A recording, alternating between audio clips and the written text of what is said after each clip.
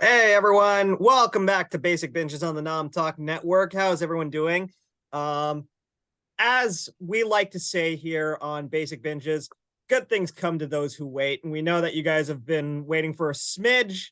Technical difficulties, unfortunately, that is the nature of the internet, but we appreciate you waiting. We love you guys for it. We love you guys for tuning in, and we are so looking forward to this because we love this episode of The Last of Us. And as always, I'm your host, Mike Manalo from the nerdsofcolor.org, whattowatch.com, that's at LA, and of course, Nom Talk Network. And I cannot do this show without some of the best people in the world to do it with me. We've got Jordyn Orozco. Hey, Jordyn, you want to introduce yourself to folks? Sure. Well, apparently I need no introduction, but it's good to see you all. I am so excited to talk about this episode. I watched it last night, and I have a lot of feelings. I'm like that girl in Mean Girls. I don't go here, but I just have a lot of feelings. But I did want to say it's kind of cold in my room. Yeah. And so I kind of wanted to just put this on a little bit, and just show Oh, Kenji that it came in the mail, and God, it makes me feel so warm. And I just wanted Oh my God. Kenji's family to know that I'm supporting the Gatewalker saga I for need to get a Kenji. quick screenshot It's of this actually on my really. end. Oh Oh my wait, God. so is Mike. Look we at are that. totally doing this, fellas. Oh! We are totally doing this. We are supporting the Gatewalker saga. Oh my Yeah, goodness. yeah. Oh. This is literally Kenji, I the hope your dad's watching. Yeah. This is I happening. don't This is know. happening. He went on a plane to Thailand. I don't know if he's. I want to be on a plane to Thailand. What the hell? I mean, Anyway. he's kind of having a late birthday celebration. He's going scuba diving in Thailand right now, but on the wow.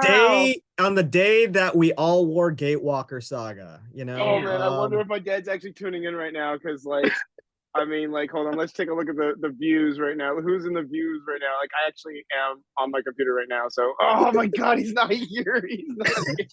Well, we can take a screenshot. We can take a screenshot. We'll take a screenshot, but you know what? We'll do it next week too. Is he going to be able to watch the last episode of The Last of Us next week?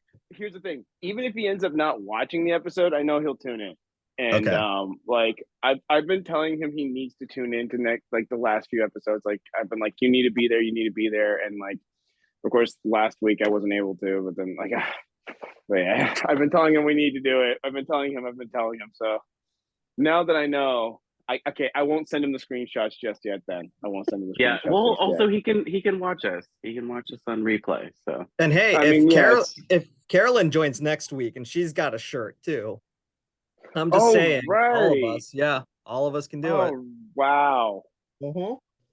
Wow. Could be a portion. This is, yeah, look at this, like 3 screens of just Gatewalker Saga. Yeah, I'm so pissed that my dad's not watching this right now. Like, oh my gosh, thank you to all our viewers, by the way, for tuning in to Basic Binges for us to pimp out a completely different show. By the way.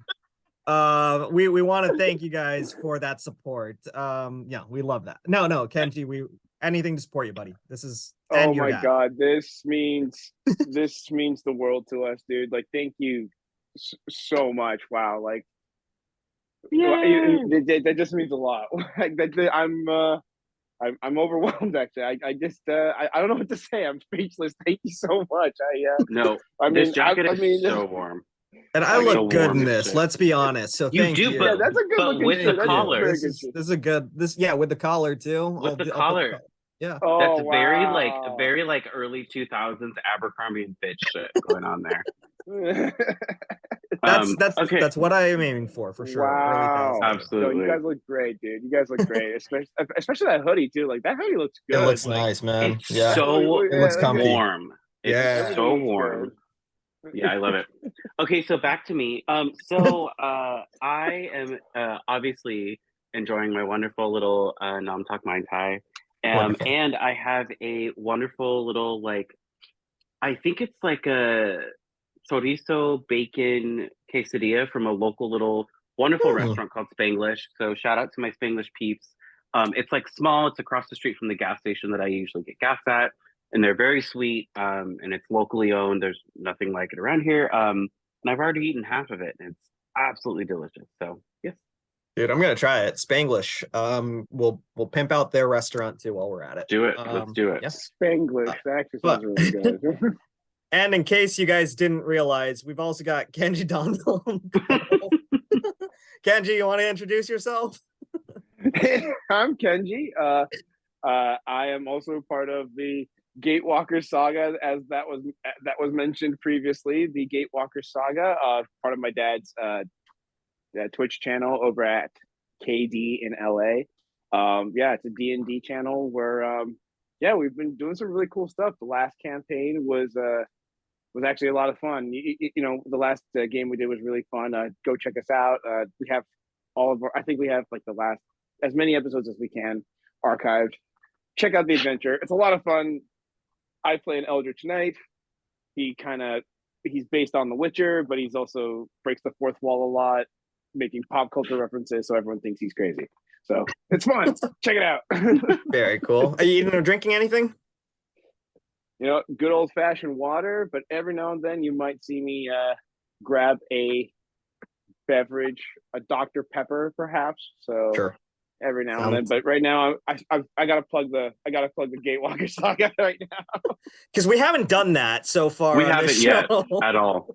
Absolutely not. I mean, I don't even know what we're talking about. What gate? What? No, that's awesome. It's awesome. I'm glad. And thank you so much, guys. It really means a lot that you guys.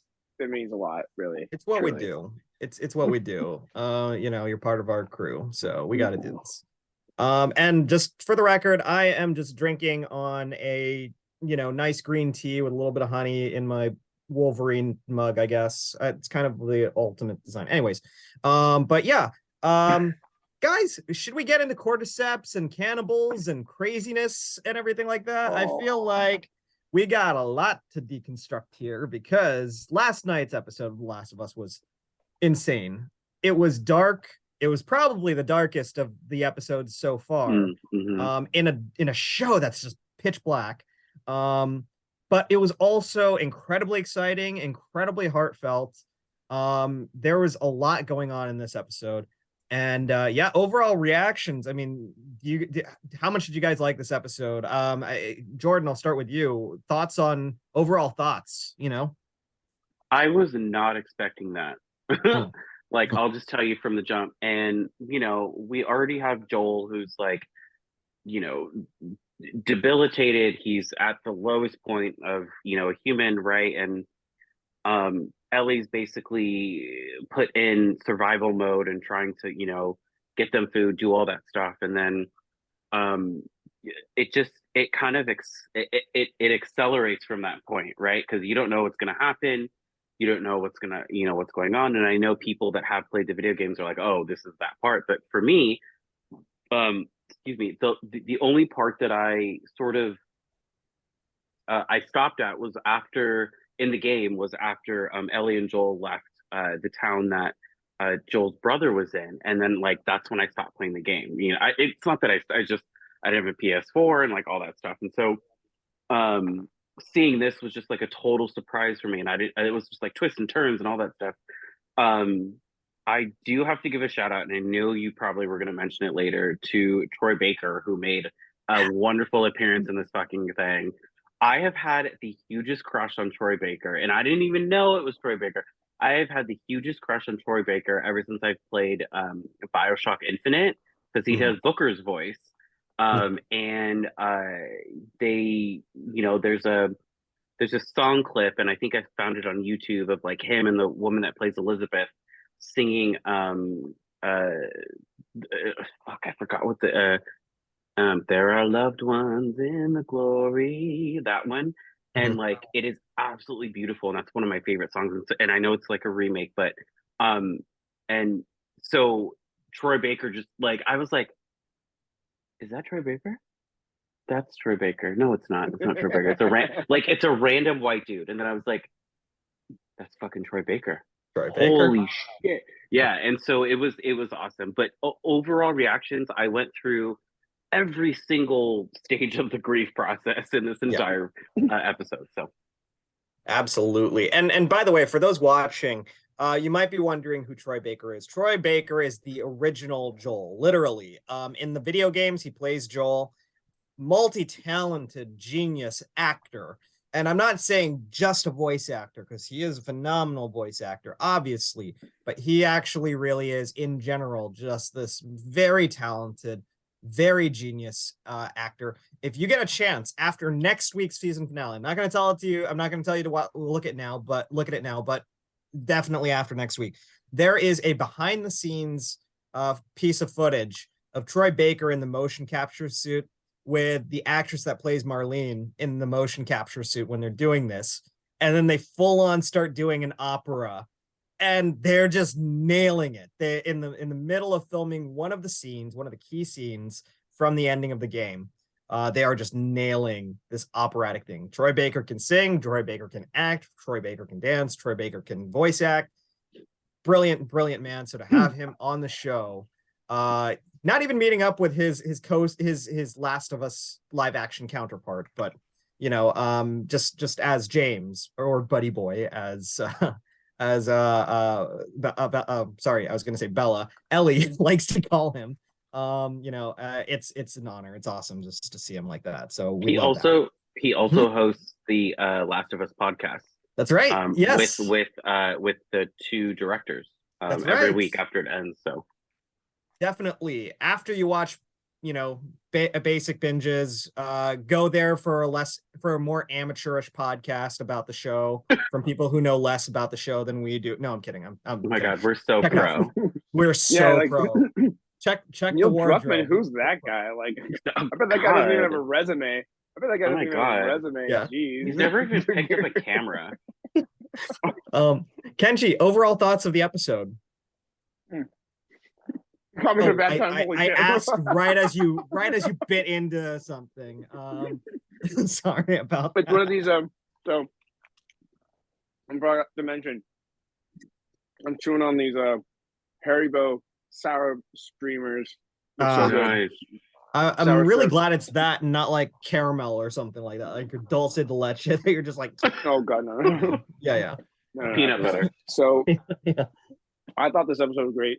Obviously, Troy Baker was fantastic. We got to mention Troy Baker because I feel like a lot of us don't really see. I mean, this guy does. I mean, he has done live action stuff, but it's not widely accessible and widely seen as the other, as his motion capture and voice acting work has been. So the fact that we actually get to see him, kind of doing his thing is great. Mm-hmm. Of course, but also, of course, when I first saw it, it was a part of me was kind of like, okay, that's either Troy Baker or a guy that looks a lot like Troy Baker. Your general run-the-mill white guy. Yeah. Imagine your disappointment when you found out it was someone who looked a lot like Troy Baker and not Troy Baker. No, I'm kidding.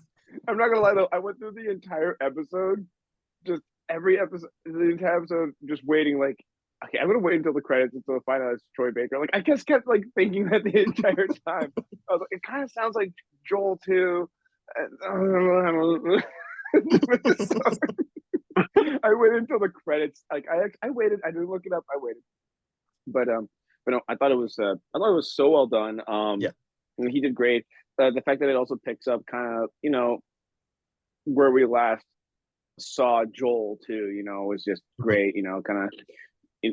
I love that's the kind of like the thing that I like about this show is that it really, unless it's like strictly dictated, the passage of time between episodes is meant to be very, very, very short, and I really like that. So I really, really like it, and the fact that the episodes, these past few episodes, have been picking up like immediately right afterwards has been, I think, is great. Yeah. But yeah, no. The character, this, just everything that we have to see, it's crazy. I just want to keep going on and talking about it because the cast of characters that we end up meeting later on between, obviously Troy Baker's James, and then of course there's David, the preacher, which I mean, it just, oh my gosh, like just everything about this episode, like, and ultimately I think what I think it means is just let's keep talking about it. There's a lot to unfold about this, so I want to keep talking. So let's keep going. We totally will. But Kenji, you actually have a special request from Mr. Cue Ball. Our first redemption of the evening.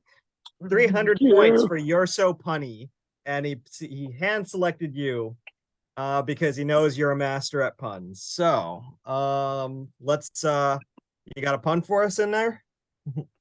Yeah, give me 1 second. 1 second. Okay, Sure. Maybe still one. I already used the other one. Oh man, what should I do with this one? So I guess this is more of a Japanese language pun, or if you know anything about like Naruto at all.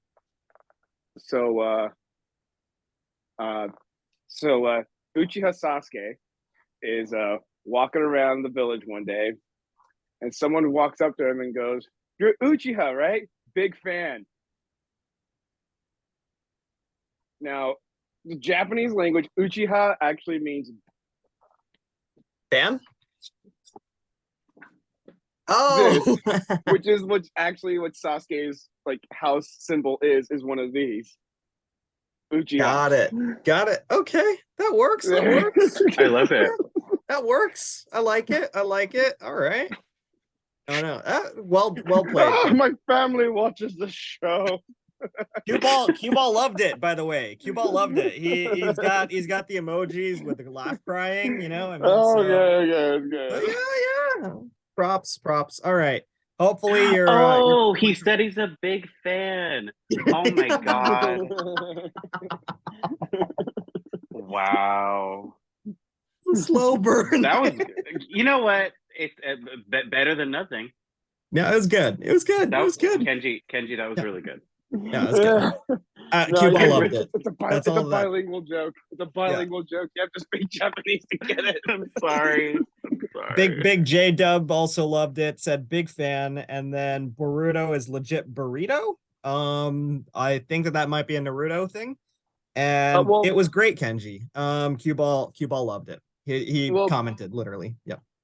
Well, I mean, I thought Boruto was straight up just Bolt.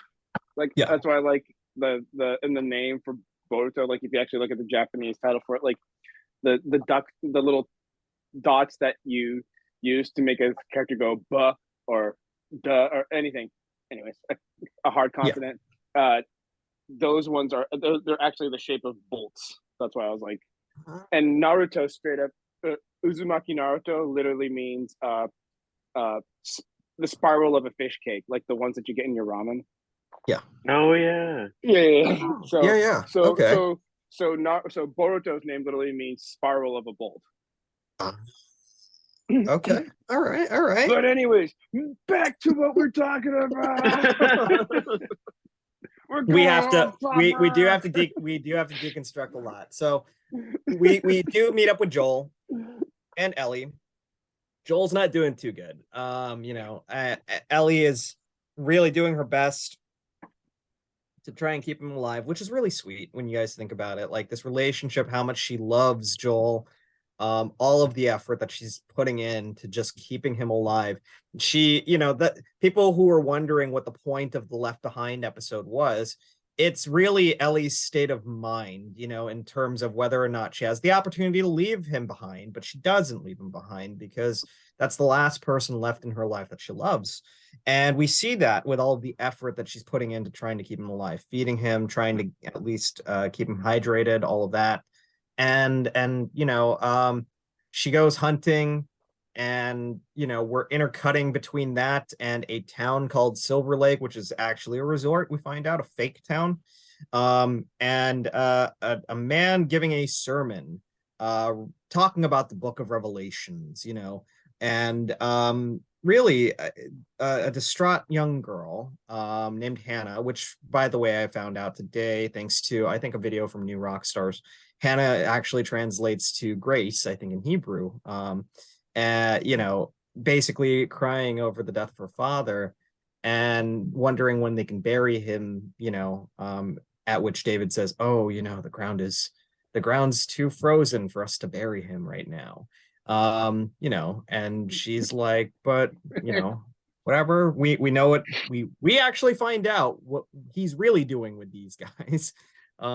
Which is really, really awful. And Ellie goes hunting, catches herself a buck because it's actually a really good shot now that she's learned a little bit from Joel.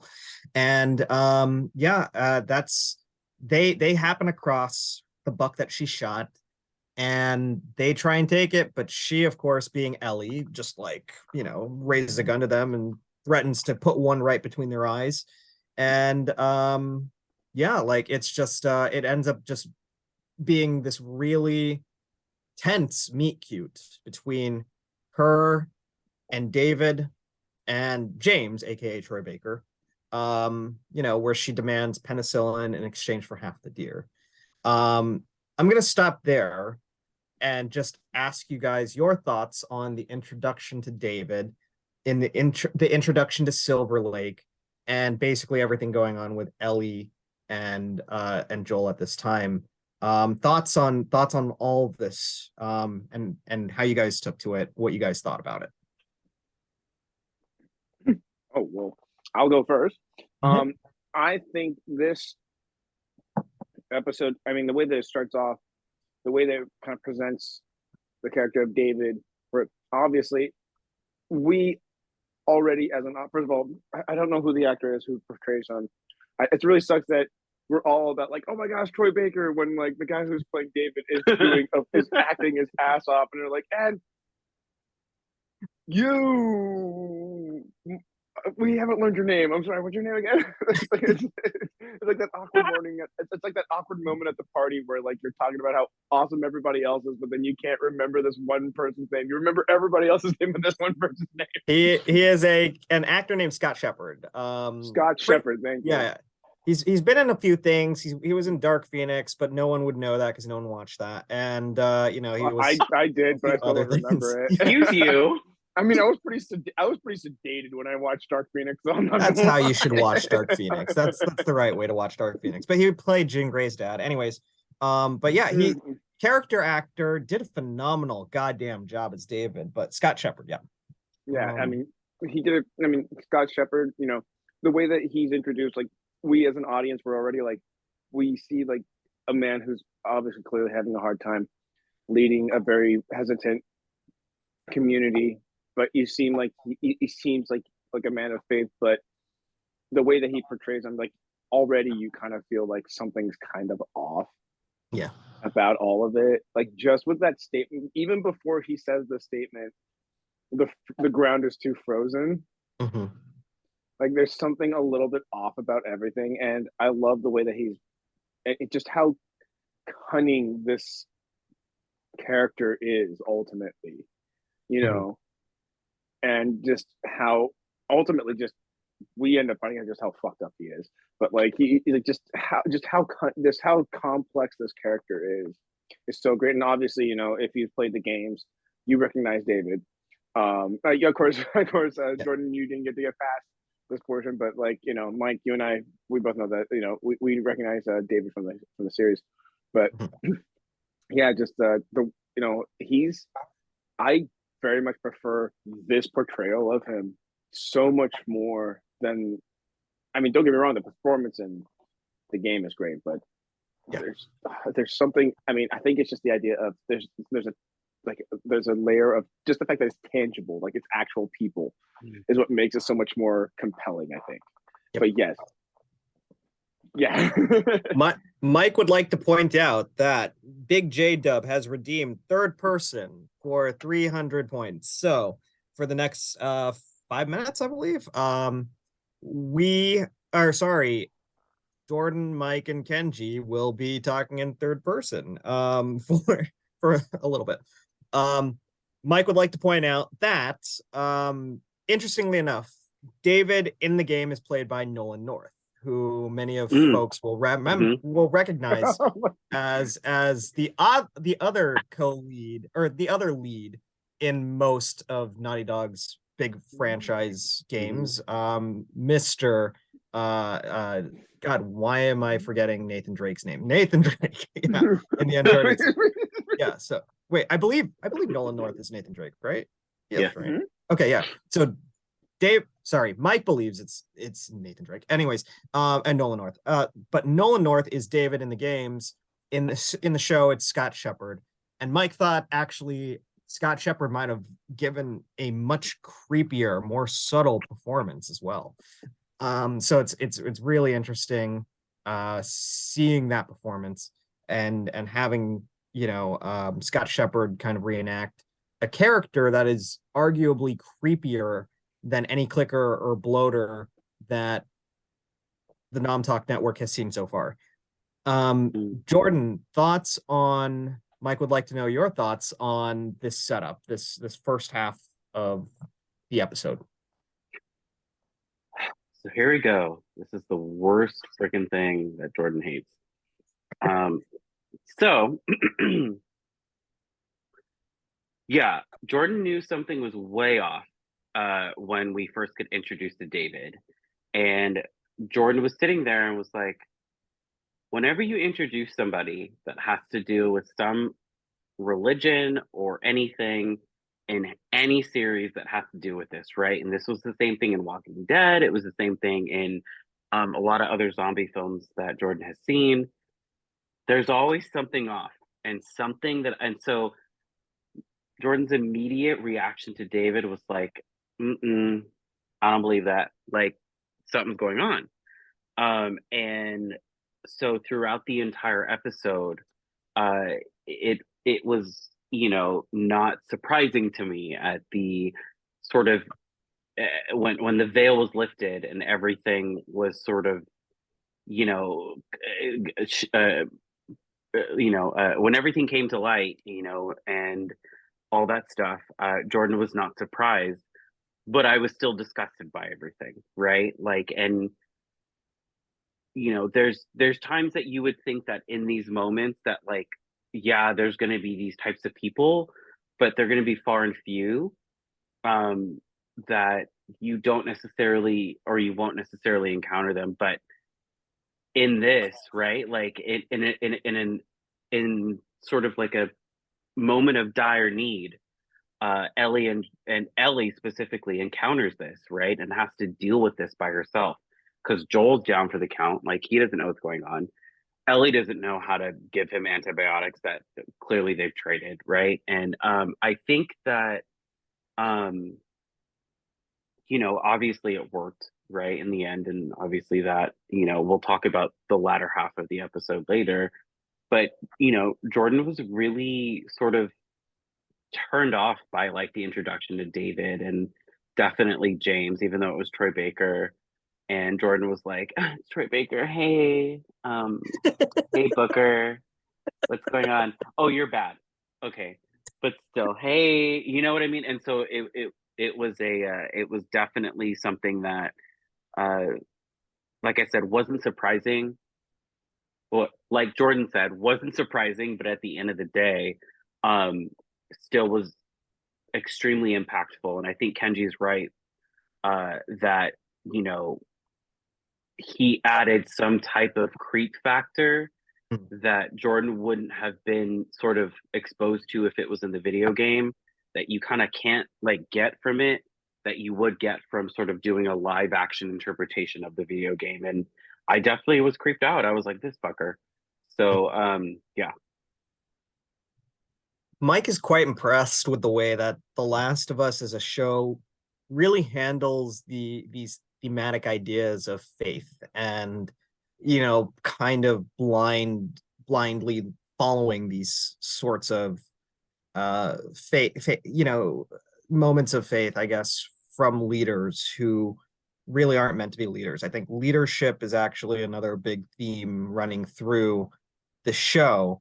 But Mike remembers that like several times throughout the series, people talk to Ellie and suggest that she's going to make a great leader, and that's not incorrect. I think she would, but whether it's taking Joel's lead or the lead of Maria or the lead of David or the lead of Kathleen, there's several ideas about leadership that are challenged, I think, throughout the course of the show.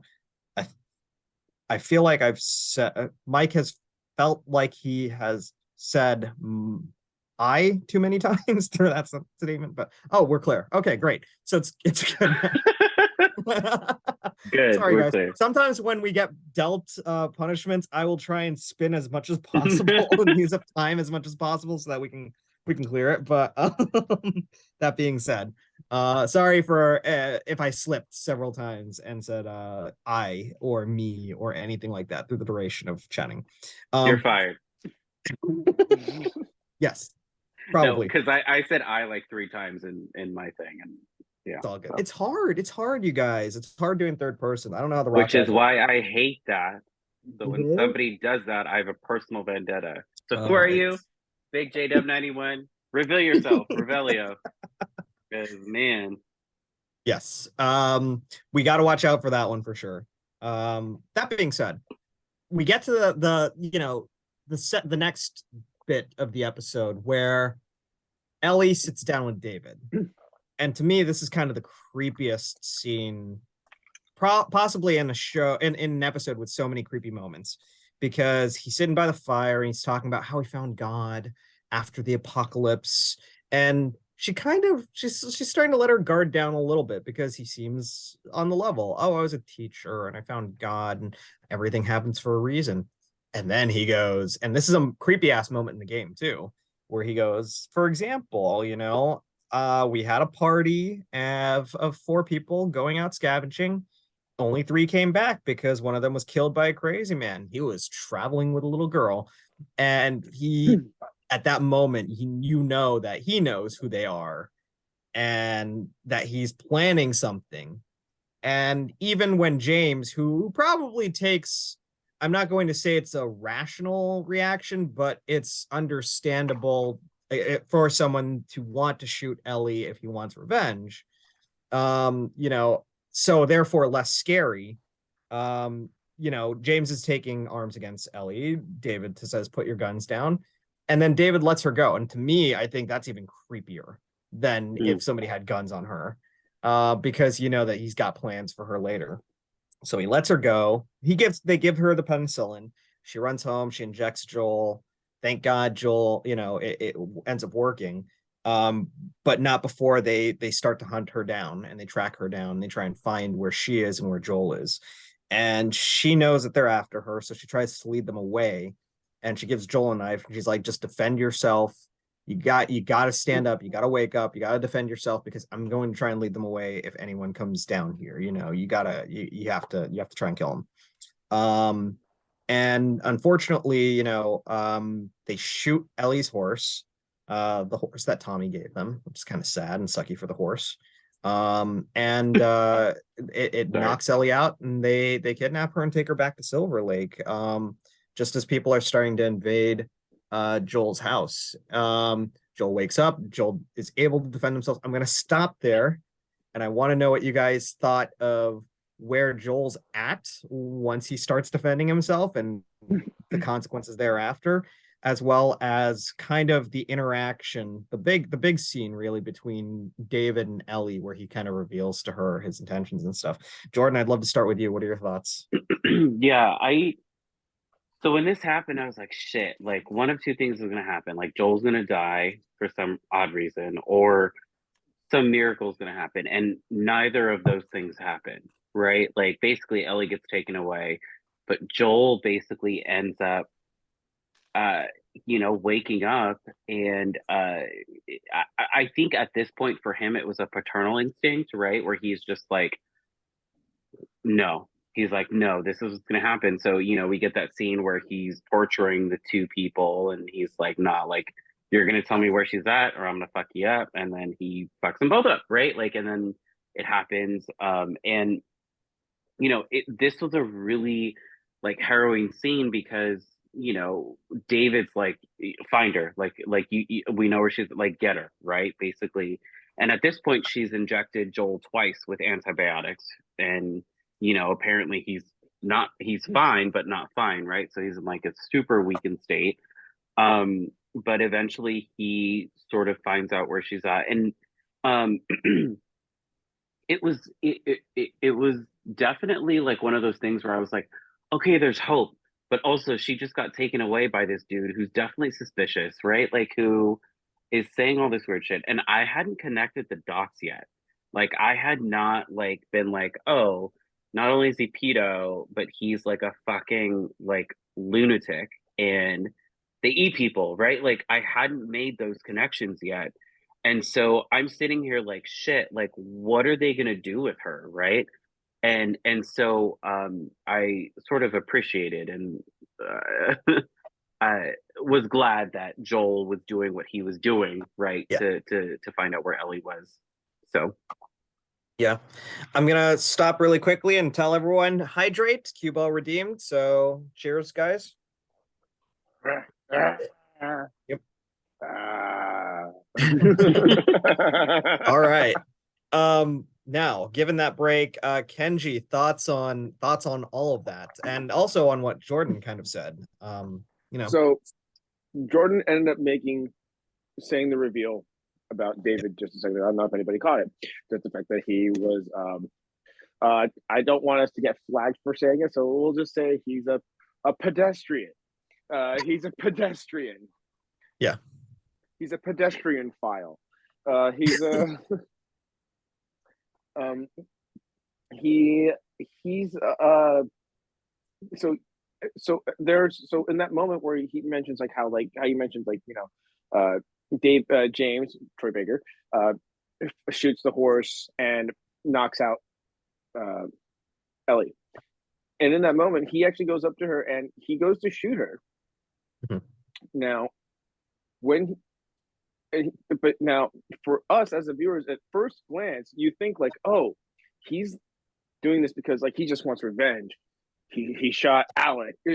She's the reason why Alec got killed. And so I want revenge kind of thing. But also, when you think about it, James is also the only one that knows the truth about anything that's happening in the town, including David's taste for younger people. So in a way, you might even be thinking that he's trying to put her out of her misery before that could even happen. Like, he knows that people are being eaten up. Like, when they're running out of food, what do? They chop up the people. Like, that's a beautiful reveal when we see like the whole idea of, when they're at the soup kitchen where she goes, "What is this?" It's venison. And then the deer comes in. Yeah. And then the deer comes in.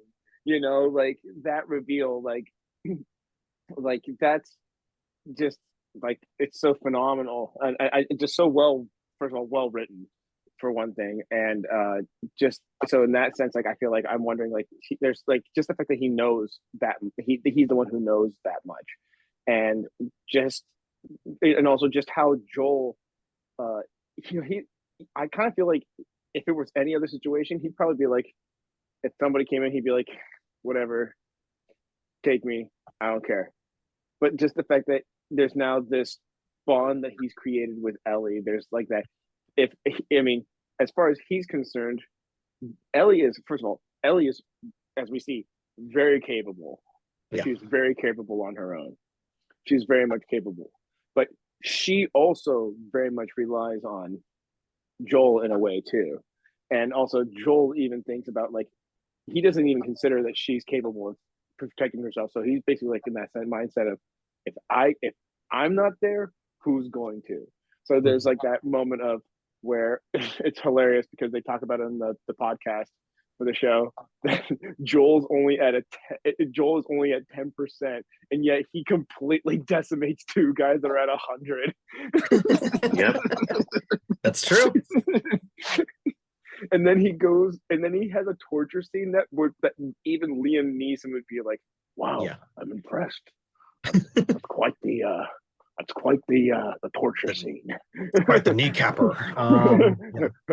He has a particular set of skills. But I mean, like, I think that speaks to the fact that like Joel still, even though he's been through all this shit, right? Like he still has this like paternal instinct to, is that right? Paternal? That's like the dad, Paternal. not Yeah, paternal. yeah, Okay. you're right. Absolutely, Paternal. Yeah, you're right. Yeah, and like he still has this paternal instinct where he's like, I don't give a fuck if I'm at 1% or 100%. Like I need to find this.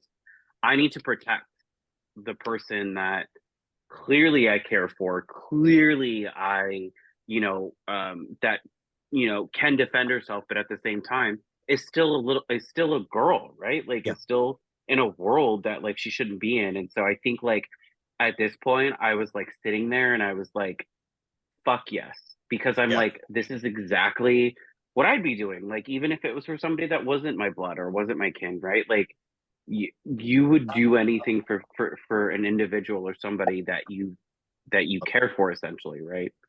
Well, I mean, I feel like that's the underlying theme about this episode is I think that how each episode has like a theme going on with it. I feel like this one is about is paternal love. We have Joel, whose paternal love is obviously very pure and very much about not about him. It's about her, really, which of course, as we know further down the road, that line gets a little bit gray. Yeah. However, but then we also have, the preacher David, who he is the paternal figure in the community. Like he even says to Hannah, like, like at first he's very, very nurturing to her, but then he's also clearly a completely abusive asshole. And he backhands her, and rather than helping her up, he puts his hand out to her so that she has to take it. Real gaslighty, abusive shit. And he even says, it's like, remember that you will always have a father, and when he is speaking, you will show him respect, kind of thing. It's like, so clearly, it's like there's one that's paternal love, and then there's one that's patriarchal. Yeah, and it's very different, and it's very different. And I think like that's like the theme overall that's happening in that episode. And it's basically there's love where it's very pure, and then there's love that's very selfish and very just twisted and oh, so fucking dark. Yeah. It's the difference between love and dominance, right? I mean, like you're right 100% that when you look at Joel and Ellie and the way that they love each other, the lengths that they'll go through, the sacrifices that they'll take just to ensure that the other one's okay. Like we see with Joel, that kind of Herculean strength, the mom's lifting the car to save the baby kind of situation. He is at 10%, as you kind of alluded to, Kenji, and yet he's able to take out these guys because he is just filled with rage, with concern, with worry. He has one singular goal in mind, which of course harkens back to the idea of purpose, and that purpose being protection, that kind of Bill and Frank kind of Bill alluded to. And he's not having any of this. He needs to protect Ellie, that's the one thing that he wants more than anything in the world. And then on the opposite side of the spectrum, you've got David, who really is pretty much just in it for very selfish reasons. He wants to be loved. He doesn't love purely. He wants that power. He wants the dominance. He'll do anything to keep it, including eat people and feed people to people, the way that he is with Hannah, and just the nature of how he craves people worshiping him, it's disgusting in every sense of the word. So I do love that this episode definitely explores both that. I wanted to address a poll really quickly because Cue Ball, our good buddy who's on, wanted to ask which character we identified with most, Ellie or Joel. We have an overwhelming 75% of poll takers saying that they all identify with Ellie, and 25% identifying with Joel. Cue Ball himself said he understands where Joel has been throughout this journey, but he himself also identifies with Ellie because she wears her heart on her sleeve and really puts her pride and pain out there. She doesn't hold shit inside until it blows up. That's my take. Cue Ball also wanted to say, I went on a buddy's stream and he was playing the game, and I just sat and watched and thought of what I just said. And I'm so empathetic towards Ellie because she's strong and she has her heart on her sleeve, and it's very open to see. Agreed. I think we all definitely sort of a lot of us, I think. Sorry, did you guys vote as well? I voted for Ellie because I feel like I identified with Ellie. Yeah. I would say Joel just You're Joel. because Okay. just because the fact that just because Ellie the reason why everyone says that Ellie would be such a great leader is because the biggest thing about her is that she is so empathetic. Yeah. And as much as I would like to say that I can see everybody's point of view in a certain situation, sometimes I can't. I am not the most empathetic person in the world. Hmm. And not only that, I can be guarded sometimes when it comes to certain people. Like I'm very guarded. I put on a facade performance to people that I don't really know. So Nice. like I feel like that's very much kind of like a Joel thing, because clearly Joel is very hurt. He's very traumatized. He's very wounded soul, but he puts on this asshole demeanor like he's a tough guy, but he's actually like, he's a teddy bear, The big softy. So that's why I feel like that's why I would say I would identify more Joel. with Joel than Ellie, and that fair. just for that alone, yeah. Jordyn, what about you?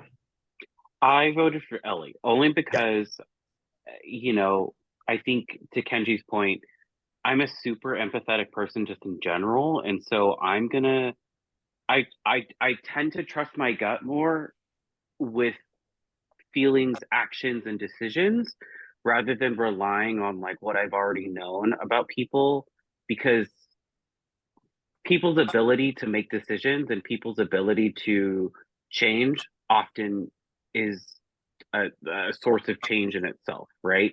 And so I trust my gut more because I'm like, this doesn't feel right, or this, I don't know how to feel about this. And I feel like I would also be like Ellie in a way where it was like, I'm automatically like, instead of being like, oh, I don't give a shit about you, like, and being that as a facade, which Joel generally does, and it's because he's so guarded, I'd be more like Ellie, where it's like, no, I'm gonna care about you. I know exactly like, I'm gonna do anything that I can to make sure that you survive, right? Like, fuck what I need, like, fuck what I need to do to like get that.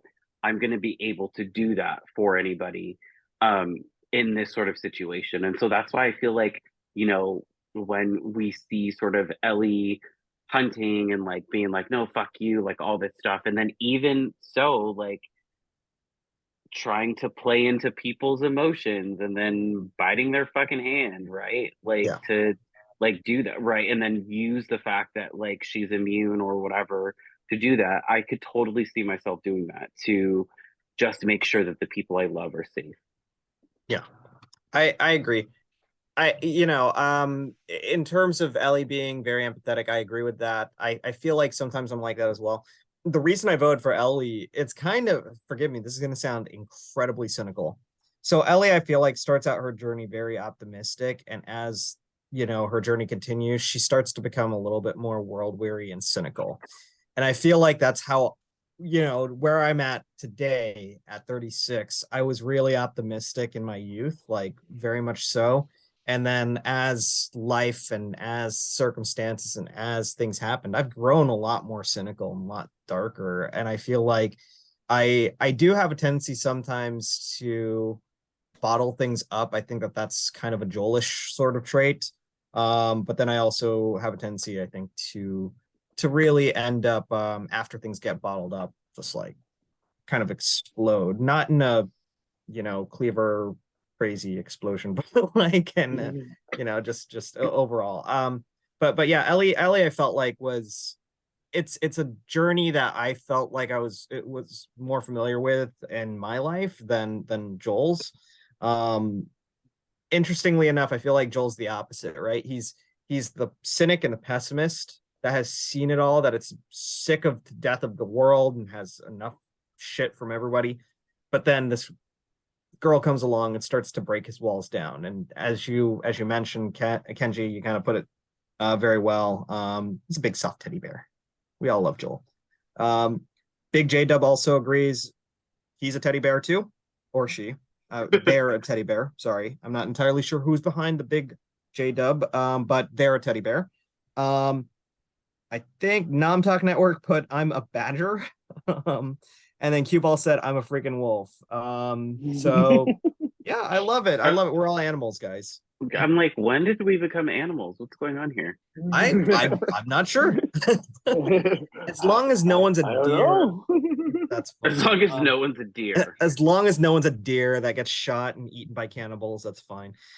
Interestingly enough, I do think that the animal analogy is sort of apt for this episode, because when you think about it, there's a lot of parables in the Bible that use sheep as symbolism, right? Like David is the shepherd, these are the sheep. He's said it several times throughout this episode. He refers to them as a flock, but it comes into question. And again, this is an idea inspired by a new Rockstars episode breakdown that I watched. It begs the question: is David really a shepherd, or is he a wolf in the sheep's clothing? So he's clearly, obviously, he's clearly feasting on half of these citizens. So literally, he's a wolf eating the sheep. But also he's a predator. We know that he's a predator. And as the episode continues, Ellie's been captured. There's a kind of Hannibal Lecter sort of moment where they're in the cage, but then Ellie sees an ear on the ground, so it confirms that these guys have been eating people, that their mystery venison meat is dead people. It's Hannah's father, it's everyone else that's dead. We see later on as Joel investigates Silver Lake, he finds Ellie's backpack, he finds a deer carcass, and then he finds several dead human carcasses hanging out or upside down, headless, frozen, disgusting. Soylent Green as people. God, yeah, Soylent Green as people.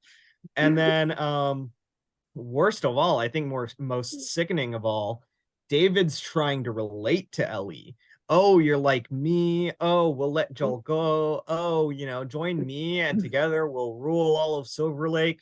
And he puts his hand out to her, and then he tries to caress her hand, and thank God Ellie just like snaps his finger and tells him, you tell them that Ellie broke your fucking finger, which is amazing. And then Ellie, they come back for Ellie. They're about to cleave her, basically, and she tells them in a very crafty, very smart move, I'm infected, now you are too, because I just bit you.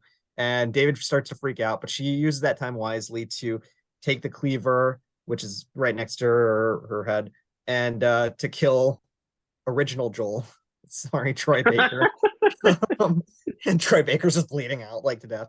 And then escapes into the rest of the steakhouse, setting it ablaze as she tries to defend herself against David. I'm going to stop there because there's one more bit that I want to talk about towards the end, her confrontation with David, along with Joel finding her. But what did we think of, because I glossed over a lot there, Ellie's discovery of the ear, David's attempted seduction, both emotional seduction and physical seduction of Ellie, and Ellie's daring escape, and then RIP to Troy Baker. Jordyn, I'll start with you. Any thoughts on all of that? Yeah, so it was the ear for me that I was like, oh shit. And then even at this point, like there were still some things, especially with David, that I was like wasn't connecting, and I was pissed off at myself when I finally connected it, right? Yeah. And it was like, the moment that you're probably going to want to talk about, and then later, But I'm like, what the fuck's going on? I did shed a tear for Troy Baker's demise. I'm so sorry, everybody. I know he was a part of the fold, but like I did shed a tear. I was like, no, no. But Mm. you had to die. I get it. And I feel like you know, the way that sort of Bella Ramsey slash Ellie handled this scene was great. I thought Wonderful. it was fantastic. I thought the acting was great. But I think overall, I was like, shit, like this dude's a fucking asshole. Yeah. Like he's an asshole. Like what the fuck? And like it's still like, oh, I'm still gonna get the prize. I'm still gonna do this. And I'm like, nah, bitch, like your place is on fire. Like Yeah. you're gonna die. Like I can see it coming, right? And yeah, this was where it started to get really heavy for me. And then, we'll talk about the latter point where I just started bawling in my Of room watching course. this. But yeah, I definitely think it was definitely, this was the part of the episode I was like, oh shit, oh my god, what's going on? Oh my god, what's going on? So I was gonna make a joke about the irony of how in the game Troy Baker sticks his neck out for Ellie, and then here Ellie sticks her neck. Anyways, but it doesn't work. I love it. Yes, I love it. I actually like it though. I I love actually it. like that. That's it way was better than the reaching. one It that was reaching. I like that one. That was way better than the one I did. Like Ellie reaching for the cleaver. Anyway, but no, I thought that was way better than the one that I just did. Jesus fuck. Okay. Kenji, what'd you think of all of this? David Um, trying to seduce Ellie, the discovery that Soylent Green is people, and then well, the R.I.P. Troy Baker. I love that you said Soylent Green. I love it. I know. Kenji. Like I mean, it was great. It was. Yeah. I mean, it was a great moment because like, but I will say it's it's interesting because the thing about David is that he's like Ellie is extremely smart. She's extremely cunning. She thinks that she thinks she's been like 5 steps ahead of this guy the entire time. But he's like, yes, I know you're 5 steps ahead of me, but I'm 6 steps ahead. You may be 5 steps ahead, but I'm 6 steps ahead. And like, and he doesn't really, and it's obvious, and that doesn't even, and she doesn't even realize that until he even says like, and that's when we realized, that we found out that this crazy guy was traveling with a little girl, like, and it's like, and it's not until he says, like I said, things happen for a reason. It's not until he says that even it triggers or registers for her, like, oh shoot. So like, he realizes that she is someone completely different than anybody that he's dealt with. So he sees like he sees her as like this apex kind of, apex predator kind of person in the food chain, like he is, and that's why that's why he's like so drawn to her. And of course, the fact that that way that he's like, I want to like be with you, and like how he wants to like he romantically proposes to her. It's like, first of all, the fact that you also find out that he's a teacher before all this happens makes you wonder how much of this did he do back then too, Right. because unfortunately the world is horrible and people of authority have a tendency to do this sometimes. Yeah. Yep.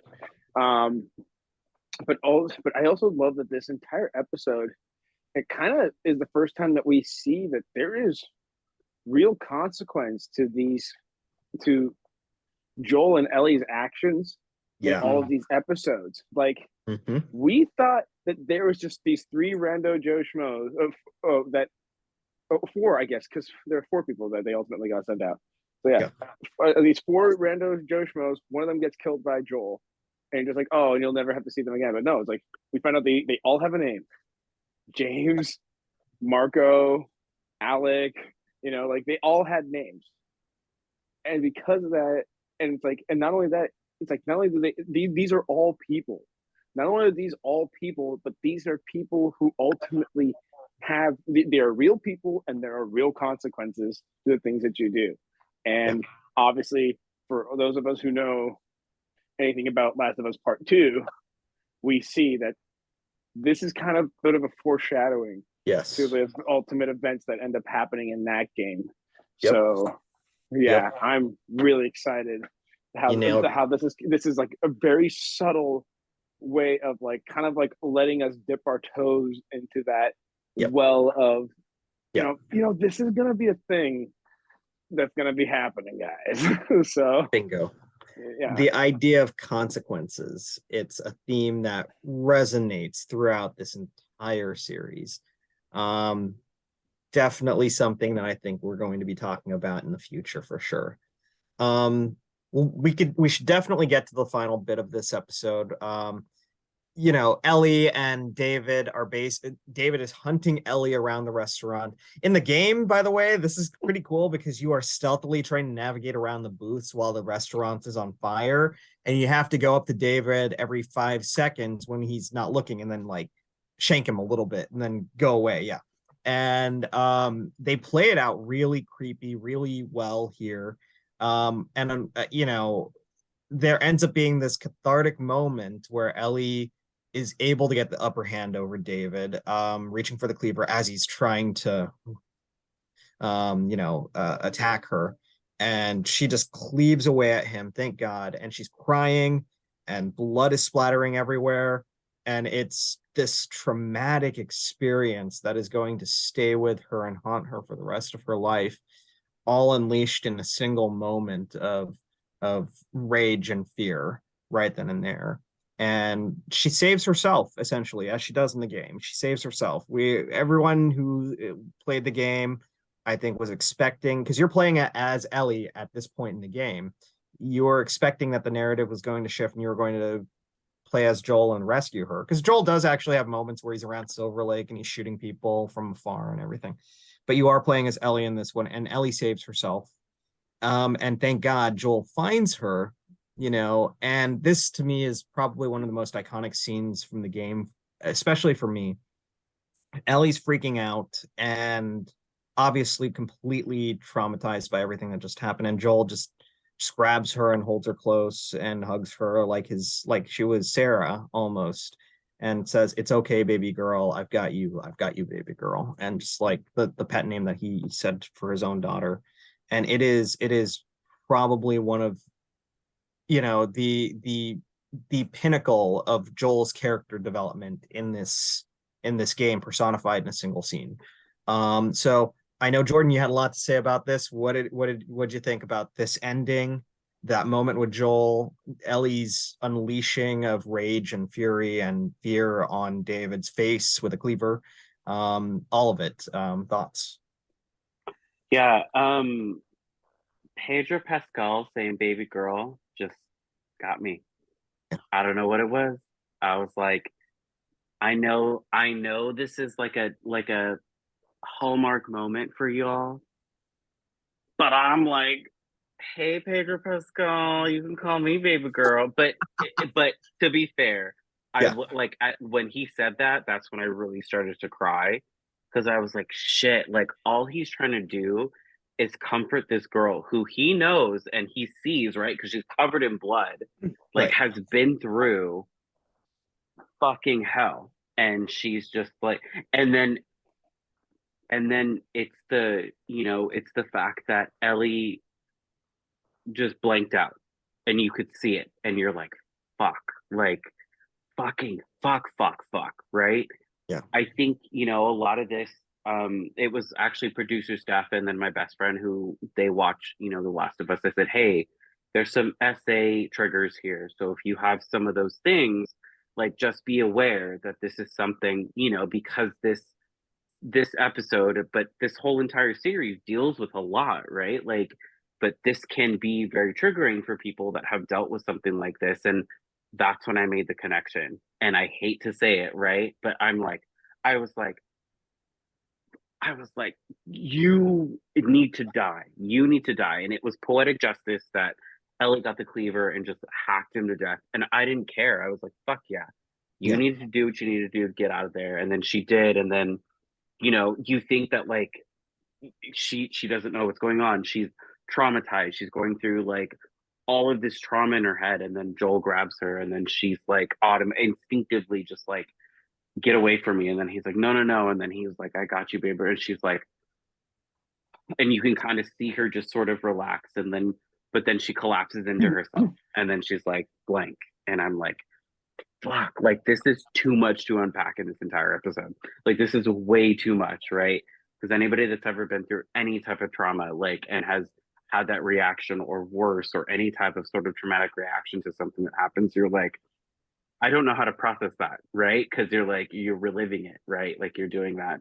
Um, but the fact that Joel is alive and well and doing good, and the fact that Ellie survived, and they're going to continue on to, to sort of have to deal with this and talk about it in the next episode is going to be interesting.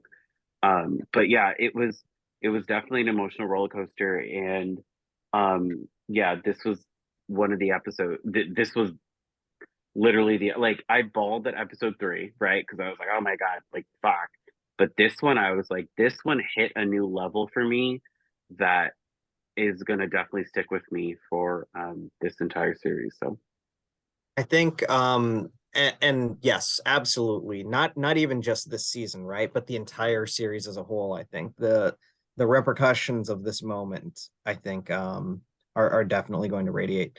It's interesting because I think even though this moment personifies Joel's full arc, it actually also personifies Ellie's too, because mm, who Ellie is in the beginning of the show, making these pun jokes and things like that, the almost innocent, not quite fully innocent because of everything that happened with Riley, but somewhat innocent.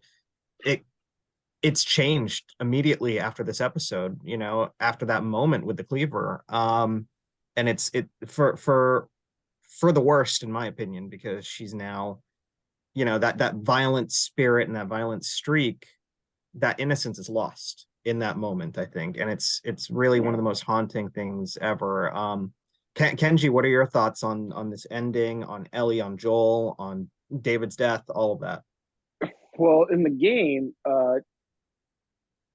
obviously they talk about it in the podcast that from a logistical standpoint, they had to change it a little bit differently from the show. But in the game, Joel's the one that actually stops Ellie from going full on just Yeah.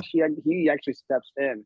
Yeah. And logistically, they had to change it because they're like, hold on, we said the doors are locked from the inside. The guy has the keys. How the hell is he going to get in? It just logistically didn't make any sense. So, unfortunately, it ended up making it a much more poignant situation where it's Ellie having to really has to deal with that in that moment because, like when we first see her, she goes about 5 or 6 times more than she had to at first, and then there's like a pause, and then she just keeps going, and it's just like, and it's like that moment you just realize it's like you really get like a glimpse of just the trauma and the damage that's happening at this moment. And obviously, at the very end where Joel gets to he finally finds her and just goes, hey, everything's okay, and he gets to hold her tight, just what she needs in that very moment, which is, obviously because of the fact that he didn't get to really stop her in that shocking moment. Like that means that she had to like sit there for a moment for a few minutes going, now that I've done that, where are the keys? Yeah. Okay, there are the keys. Okay, I have to go outside. I need to unlock a door. Like there's like so much time where she has to just like live with what she's doing as opposed to like what she's done as opposed to like how they had to play it out in the game. So it was so much quicker. But I also will say we need to stop being so thirsty for Pedro.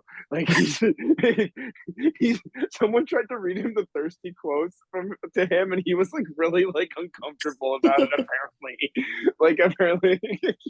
Apparently at the Mandalorian, someone tried to read him like the Daddy Pedro like tweets that people have been making. He's like, I don't need to read that. I don't need to know that. It is his fault for being daddy, right, Jordyn? I mean, period. there you go. No, I'm He kidding. said it. He said it. And then when he did the lie detector test on Vanity Fair, he looks at this shit when he's down.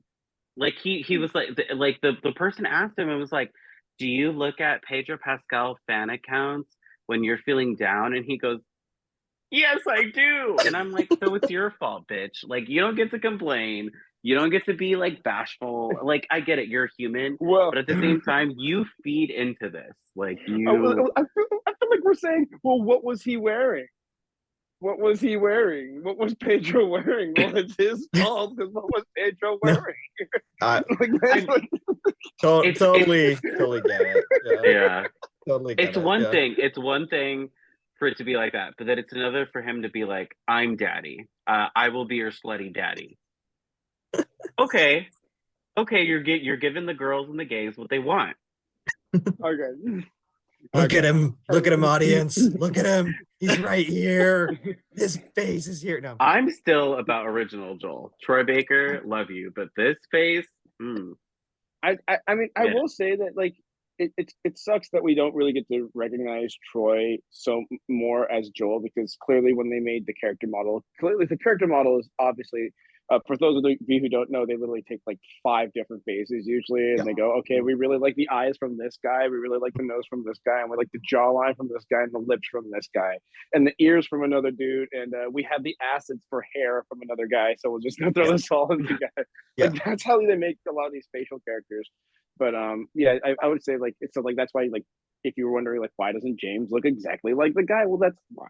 So like It's yeah, it's but, interesting because when Pedro was first casted as Joel, actually, I was like, I love him. I think it's a great casting call. I think he's a total perfect, like in the spirit of Mandalorian. This is almost like a very similar concept.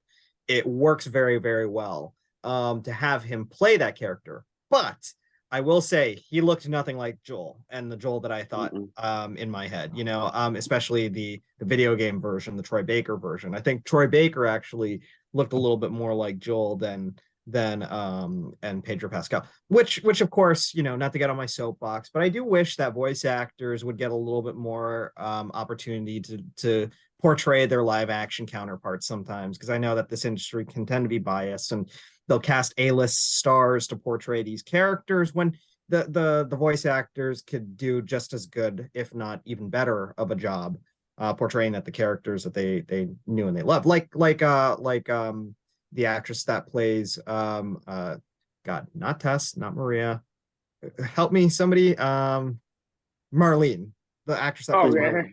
Yeah is the same actress from the same voice actress from the games. I wish that they took that approach. Having said that, Pedro has been knocking it out this season. I'm sure Troy Baker loves his performance. I love his performance. It's a different portrayal. Really well done. I will say as well, Kenji, I wanted to touch on something really quickly. In the spirit of foreshadowing, we won't get super into it or anything like that, but it's funny that the show takes an approach that's different from the game, where Joel immediately is there to comfort her and stop her from perpetuating this violence to David, and that's how she kind of deals with the trauma. But her dealing with the trauma, her dealing with the violence, the outburst alone, and really escaping that barn by herself, but also going through that journey of both somewhat revenge and also violence all on her own too. I think that might be telling and foreshadowing about things in the future. So I don't want to say anything, obviously, but I think this won't be the first time that Ellie's going to deal with something traumatic, I think, down the line. And it ends up being a very soldiery. We have one final redemption, you guys. Hydrate. I'm actually out of tea, so I will not be able to join you guys for this final hydrate. But go ahead and hydrate. We are actually at time, and I want to just say to everyone who's on the chat, who's watching right now, thank you guys so much for all of this. This has been a really amazing episode to deconstruct. It's a dark episode, so we definitely couldn't do it without a few laughs, courtesy of you guys, and we're always grateful that you guys tune in. Thank you, Cue Ball, Boba Fett, J-Dub.